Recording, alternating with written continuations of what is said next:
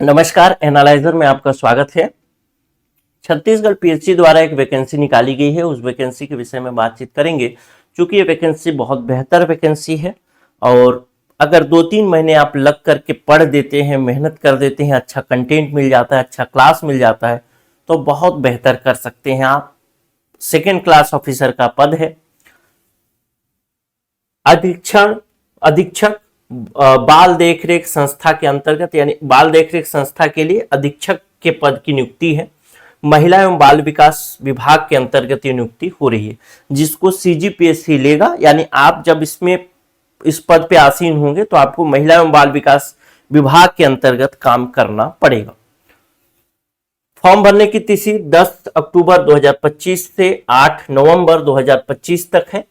और इसमें जो महत्वपूर्ण बातें हैं जिस पर हम लोग बात करेंगे, सबसे पहला तो पद की संख्या देख लेते हैं। पदों की संख्या में आप देखेंगे कि टोटल 55 पद हैं, जिसमें अनारक्षित के लिए 23 हैं, अनुसूचित जाति के लिए 6 हैं, अनुसूचित जनजाति के लिए 18 हैं, अन्य पिछड़ा वर्ग के लिए 8 हैं। और इसमें से आप देखेंगे तो अनारक्षित में 6 सीटें जो होंगी छत्तीसगढ़ की महिलाओं के लिए ही उपलब्ध होंगी। क्लियर है? तो 23 में से 6 यानी 17 सीटों में कौन हो सकता है? बाकी जो 17 सीटें बच गई, 23 में अगर 6 घटा दें तो कितना बच रहा है? 17। 17 सीटों में कोई भी हो सकता है, महिला हो सकती है, पुरुष हो सकता है, छत्तीसगढ़ का निवासी हो सकता है, छत्तीसगढ़ के बाहर का निवासी हो सकता है, कोई भी हो सकता है, कोई दिक्कत वाली बात। क्लियर है? चलिए अब आगे देखें। तो इस प्रकार से 55 पद हैं। इन 55 पदों के लिए आपको पू करना है, अब फॉर्म भरना है और फिर निकालना है। अब दूसरी बात कर लेते हैं इसके आयु सीमा पर, योग्यता पर बात करेंगे। और योग्यता से पहले कर लेते हैं आयु सीमा पर। आयु सीमा की बात करूं अगर, तो आयु सीमा में बहुत ध्यान देना है। अगर आप छत्तीसगढ़ के मूल निवासी नहीं है तब की स्थिति में आपकी आयु सीमा 21 से लेकर के 30 वर्ष के बीच होनी चाहिए। और यदि आप छत्तीसगढ़ के मूल निवासी हैं, पुरुष हैं और जनरल वर्ग से आते हैं, तब आपकी आयु सीमा 21 से लेकर 40 वर्ष के बीच होनी चाहिए।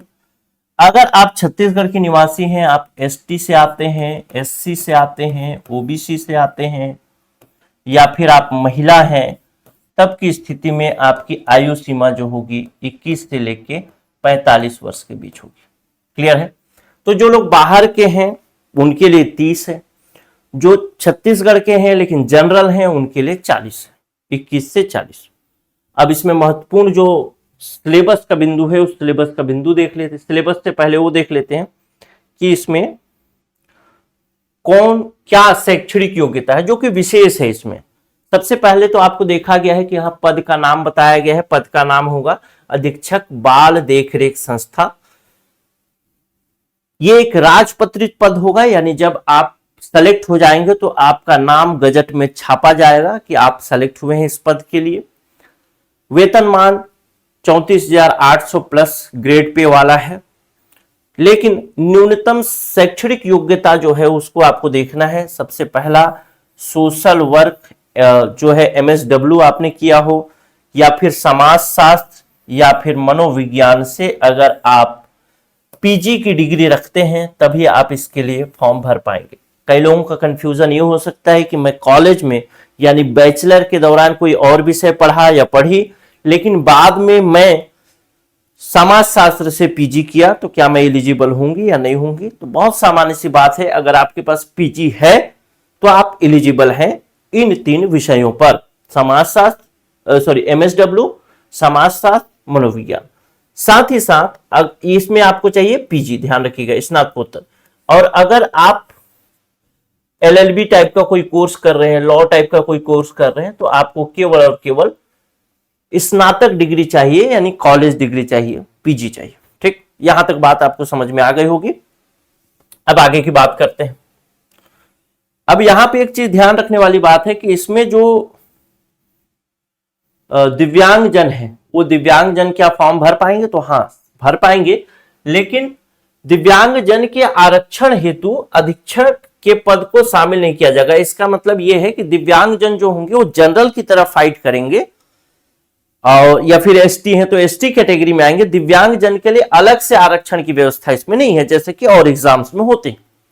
क्लियर है? चलिए, अब इसके बाद इसमें कुछ महत्वपूर्ण बात देखें तो जो आप देख सकते हैं वो तो कुछ और खास है नहीं। मुख्य रूप से जो मैंने बता दिया, आयु सीमा की गणना के विषय में बता दूं तो ये होगा 1 जनवरी 2025 से, यानी 1 जनवरी 2025 को अगर आपकी आयु, अगर आप छत्तीसगढ़ के मूल निवासी हैं, जनरल हैं, तो 21 से 40 साल के बीच है तो आप भर पाएंगे। एसटी, एससी, ओबीसी या महिला है तो 21 से 45 साल के बीच है तो भर पाएंगे। क्लियर है? चलिए, अब इसके सिलेबस पर थोड़ा सा बात कर लेते हैं। ये कोई ऐसा नहीं है कि एक नया सिलेबस है, बहुत पुराना सिलेबस है। एक्चुअल में ये ऐसा एक सिलेबस सीजी व्यापम के अंतर्गत एक एग्जाम हुआ था, एक परीक्षा हुआ था महिला पर्यवेक्षक का। उस महिला पर्यवेक्षक में भी लगभग जो है बहुत मिलता जुलता ही सिलेबस था, और भगवान की कृपा से महिला पर्यवेक्षक के लिए मैंने पढ़ाया भी था, और दोनों बार पढ़ाया, 2022-2021 वाले में पढ़ाया, 2023 वाले में पढ़ाया। जो 24 में हुआ सिलेक्शन ठीक ठाक रहा। थोड़ा सा बात करते हैं। देखिए, इसमें परीक्षा की बात करें तो 2 चरणों में एग्जाम होगा। एक तो लिखित परीक्षा होगी जो 300 अंकों का होगा, फिर साक्षात्कार होगा जो कि 30 अंकों का होगा। लिखित परीक्षा की अगर बात करें तो इसमें प्रश्न पत्र तो एक ही होगा, लेकिन उसके 2 भाग होंगे। एक भाग जिसमें छत्तीसगढ़ का सामान्य ज्ञान पूछा जाएगा, जिसमें आपसे 50 प्रश्न पूछा जाएगा। एक प्रश्न जो होगा वो 2 अंकों का होगा, यानी 100 अंक का प्रश्न पूछा जाएगा। उसी प्रकार से बालकों से संबंधित जो सामान्य ज्ञान है, इससे 100 प्रश्न होंगे 200 अंकों के, यानी हर प्रश्न जो होगा वो 2 अंक के होंगे। माइनस मार्किंग की व्यवस्था छत्तीसगढ़ करता है, यानी अगर आप 3 प्रश्न गलत कर लेते हैं और 1 प्रश्न सही करते हैं तो आपका नंबर कितना हो जाता है? 0 हो जाता है। यानी माइनस मार्किंग कितना है? 1/3 है। और अगर नंबर में बात करें तो कितना है? 0.67 नंबर है। ठीक, लगभग 0.67 नंबर, अगर पॉइंट में बात करें तो। यहां तक बात क्लियर हो गई? आगे की बात देखते हैं। अब एक महत्वपूर्ण बात यह है कि हो सकता है ये एग्जाम कंप्यूटर पर लिया जाए आपसे, ऐसी संभावना दिखाई जा रही है। अभ्यर्थियों की संख्या को दृष्टिगत रखते हुए आयोग परंपरागत परीक्षा के स्थान पर कंप्यूटर बेस्ड टेस्ट भी आयोजित कर सकता है। यानी ऑनलाइन जैसे आप एप्लीकेशन वगैरह में टेस्ट देते हैं, वैसे ही आप जाएंगे और टेस्ट देंगे कंप्यूटर में, जैसा कि बैंकिंग वगैरह में होता है उस टाइप से। ठीक, अगर आपका नंबर ठीक ठाक आता है तो आपको फिर इंटरव्यू के लिए बुलाया जाएगा, और इंटरव्यू में आपको 30 अंक का इंटरव्यू होगा, और इस 30 अंकों के आधार पर, यानी ये जो 300 अंक जो है, इस 300 अंक में जितना भी नंबर लाए और 30 अंक में जितना भी नंबर लाए उसको जोड़ दिया जाएगा, और इसको जोड़ करके क्या बनेगा? मेरिट बनेगा, और इसी से आपका सिलेक्शन होगा। इसमें जो ज्यादा लाएगा वही सेलेक्ट हो जाएगा, जो कम लाएगा वो तो भाई बाहर है ही। ठीक, चल अब इसके सिलेबस की बात करते हैं, थोड़ा इसके पाठ्यक्रम की बात करते हैं। तो देखिए, भाग 1 जो कि छत्तीसगढ़ का सामान्य ज्ञान है, उसमें छत्तीसगढ़ का इतिहास, भूगोल, साहित्य, जनजाति, अर्थव्यवस्था, प्रशासनिक ढांचा, ऊर्जा, उद्योग और जो करंट अफेयर होते हैं वो पढ़ना है। अच्छा, करंट अफेयर याद रखिएगा, आपको डेली अपडेट रहना चाहिए कि आप करंट अफेयर डेली पढ़ रहे हैं। आप किसी भी एग्जाम की तैयारी करें तो एग्जामिनर यही चाहता है कि आप करंट अफेयर डेली पढ़ें। और चूंकि करंट अफेयर में आपको छत्तीसगढ़ के निवासी हैं तो आपको 2 तरीके के करंट अफेयर पढ़ना पड़ता है, एक छत्तीसगढ़ का और एक इंडियन का। और इन दोनों का जवाब है कि आप इस दोनों के करंट अफेयर को बिल्कुल फ्री में तैयार कर सकते हैं। प्ले स्टोर से आप डाउनलोड करिएगा द एनालाइजर ऐप, और उस द एनालाइजर ऐप में डेली छत्तीसगढ़ के करंट अफेयर और इंडियन करंट अफेयर अपलोड होते हैं। इसके लिए कोई शुल्क आपको नहीं देना, कोई फीस आपको नहीं देना है, बिल्कुल फ्री। और साथ में उसमें एक शेयर का ऑप्शन भी है, तो आप उसमें चाहे तो शेयर करके अपने व्हाट्सएप वगैरह में कोई जो महत्वपूर्ण करंट अफेयर है उस महत्वपूर्ण करंट अफेयर को सेव करके भी रख सकते हैं इमेज फॉर्म में। जब आप करंट अफेयर पढ़ ले तो उसमें एक क्विज का भी सेक्शन है, जिसमें डेली क्विज डलता है, किससे संबंधित? इसी करंट अफेयर से संबंधित। तो आप इसको डेली देख सकते हैं, निःशुल्क है। रोज 10-15 मिनट दीजिए, आपका करंट अफेयर बिल्कुल तैयार रहेगा किसी भी एग्जाम के लिए। ठीक, चलिए, तो ये तो छत्तीसगढ़ की बात हुई, इसमें से 50 प्रश्न पूछे जाएंगे। अब दूसरा भाग देखें जो कि बालकों के अधिकारों से संबंधित है। इसमें मेनली जो आपको पढ़ना है वो सब चीजें जो पढ़नी है, भारत का संविधान छोड़ दें या फिर उसको भी शामिल कर लें तो सभी चीजें क्या है, अधिनियम है, लगभग अधिनियम है। ये देखिए यहां से शुरू होता है 111113 यानी 16 अधिनियम आपको पढ़ने। इसके बाद कुछ और भी चीजें पढ़नी है जिसमें कल्याण एवं विकास विभाग की योजनाएं हैं, ये सब पढ़नी है। फिर बाल संरक्षण एवं देखभाल के अंतर्गत मिशन वात्सल्य, पीएम केयर्स, मुख्यमंत्री बाल उदय, छत्तीसगढ़ बाल कोष, बाल सक्षम नीति, बाल संरक्षण नीति, ऐसे करके पढ़ना है। फिर इसके बाद आ जाएंगे तो बाल मनोविज्ञान थोड़ा थोड़ा पढ़ना है। बाल मनोविज्ञान खासकर कौन पढ़ते हैं, जब कोई हॉस्टल वार्डन का एग्जाम था तो उसमें बाल मनोविज्ञान को शामिल किया गया। थोड़ा बहुत जो शिक्षक भर्ती की तैयारी करते हैं वो लोग पढ़ते हैं। कुल मिला के एक मिला जुला सिलेबस है आपके लिए। फिर बच्चों के हित के लिए आपातकालीन सेवाएं पढ़नी है, ये तो बहुत आसान है, बहुत कठिन नहीं है। अब अगर मैं बात करूं ये सिलेबस जो आप देखेंगे तो आपके लिए बिल्कुल नया दिख सकता है सेकेंड पार्ट, और एक बहुत कठोर लेकिन सत्य बात अगर बोलूं, कड़वा लेकिन सत्य बात, तो आपका ये जो सेकेंड भाग है ना जिससे 100 प्रश्न पूछे जाने हैं, यही आपको सेलेक्ट कराएगा या तो सेलेक्ट नहीं कराएगा। अगर ये आपका तैयार है तो आप सेलेक्ट होंगे, अगर आप ये तैयार नहीं है तो सेलेक्ट नहीं होंगे, ये बात निश्चित है। फर्स्ट पेपर जो है बहुत ज्यादा मायने नहीं रखेगा क्योंकि 50 प्रश्न है, इस वजह से भी। दूसरी बात 50 में से 20-25 प्रश्न सभी कर ही लेते हैं, बहुत एक्स्ट्रा ऑर्डिनरी होगा तो 30, 35, 40 तक जाएगा, यानी ज्यादा से ज्यादा 15 नंबर आगे बढ़ सकता है सामान्य स्टूडेंट से फर्स्ट पेपर में, उससे ज्यादा नहीं बढ़ा जा सकता। इसीलिए वो डिसाइडिंग होगा, मतलब वो डिसाइडिंग नहीं होगा फर्स्ट पेपर, फर्स्ट जो पार्ट है उसका। दूसरी बात एक और है कि जो बच्चा एमएसडब्ल्यू किया हुआ है या जो बच्चा समाज शास्त्र में एमए किया है, मनोविज्ञान में एमए किया है या एलएलबी वाले क्षेत्र से, वो लोग सामान्य तौर पर इस कंपटीशन के लाइन से दूर रहते, तो कितना भी पढ़ ले छत्तीसगढ़ में लगभग वही लेवल रहने वाला है छत्तीसगढ़ के पार्ट में जो पहला भाग दिखाया। मेन जो डिसाइड करेगा वो करेगा आपका दूसरा भाग, यानी जिसमें ये अधिनियम दिया है, विभिन्न प्रकार के कल्याणकारी योजनाएं दी गई हैं, यही भाग डिसाइड करेगा। जैसे अगर मैं बात करूं, पिछले बार महिला परीक्षक का एग्जाम हुआ तो उसमें किशोर न्याय अधिनियम आया था, लैंगिक अपराधों के बाल संरक्षण अधिनियम आया, बाल विवाह प्रतिषेध अधिनियम, ये सब चीजें मैं बहुत लंबे समय से पढ़ाता रहा हूं, तो हो सकता है आपको अच्छी तरीके से पढ़ा लूं, बेहतर करा लूं। क्योंकि महिला पर्यवेक्षक में भी अगर आप देखेंगे जिसमें इस तरीके की अधिनियम वाली चीजें पूछी गई थी, उस महिला पर्यवेक्षक में भी अगर मैं बात करूं तो लगभग अगर 2021 की बात करता हूं, जब तो मैं फ्री में पढ़ाया था, तो लगभग 18-20 बच्चे सेलेक्ट हुए थे, इसमें फ्री में पढ़ाया था। अब 2023 की बात करूं तो 2023 में लगभग 56+ बच्चे सेलेक्ट हुए हैं महिला पर्यवेक्षक में।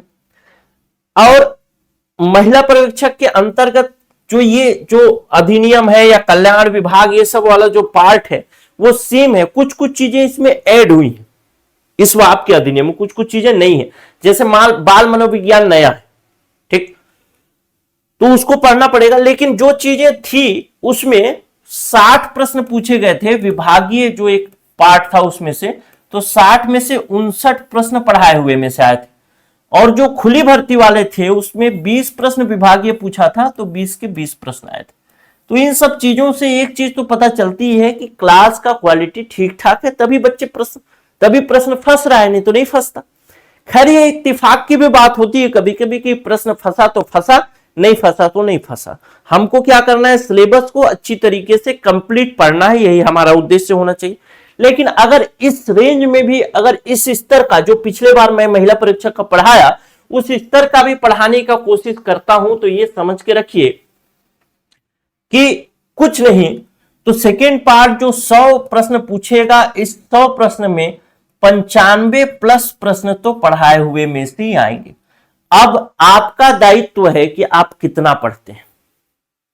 अगर मैं कह सकता हूं कि 95 प्रश्न उसी में से आएंगे और अगर उसमें से प्रश्न नहीं बन रहे तो भाई मेरी गलती तो नहीं है, क्योंकि मैं तो पढ़ा चुका हूं, है ना। तो उस चीज को आपको ध्यान रखना है और उसके लिए मैंने वीडियो भी डाला था हम लोगों ने YouTube पर, जो 59 प्रश्न आए थे 60 में से, उसके लिए 20 में से 20 प्रश्न आए हैं, उसके लिए भी वीडियो डाला है। तो इस भाग को बहुत अच्छी तरीके से कर सकते हैं, हम लेकर के चल सकते हैं और बहुत आसान हो जाएगा, क्योंकि ये ऐसा भाग है कि अगर कोई अच्छे से पढ़ा दे आपको, सेकेंड पार्ट को बहुत अच्छे से पढ़ा दे, तो इसमें कुछ बाहर से पूछने वाली चीज ही नहीं है कि बाहर से पूछेगा, आपको फंसा देगा, ये करेगा वो करेगा, ना। बस पढ़ लिया, बस आपको याद हो जाना चाहिए, समझ में आ जाना चाहिए, कंसेप्ट एक बन जाना चाहिए जो पढ़ा है उसका, बाकी सब चीजें ठीक है, उतना में सिलेक्शन हो जाएगा। ठीक, तो मैं बस इतना ही आपको कह सकता हूं कि प्रश्न मैं ठीक ठाक स्तर से आपको पढ़ा सकता हूं, और अब आपकी जिम्मेदारी है कि आप पढ़ते हैं नहीं पढ़ते हैं।